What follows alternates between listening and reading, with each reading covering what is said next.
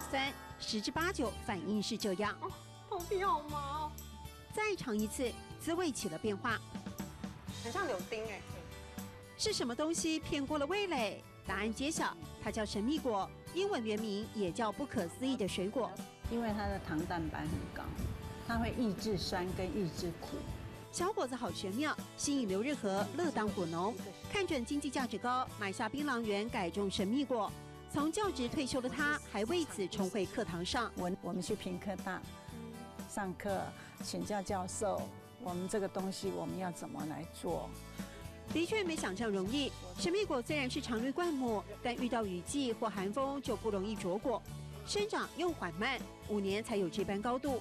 所以我们从4片叶子，小的4片叶子开始种。现在这种植物种植大面积的也少了，所以我们是说，既然一头栽进去了，那我们就要好好的去养它。到武山下当业余农夫，刘日和说，劳心劳力难免，却有额外的回馈，让他很满足。第一个，我每天碰到的都是绿，很好，很舒服，哦。那第二个，我自从种了这个之后，我交了很多的朋友，这个真的是没有办法用金钱去衡量的。但毕竟现实要顾，神秘果果实娇贵，容易氧化，不利保存，只好转个弯，开发酵素。哎，优卡太口哎，我又变胖了。那你要干皮啊？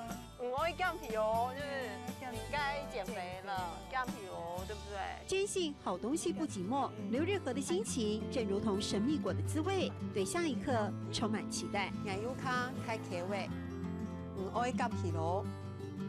眼优卡开口味，爱干皮咯。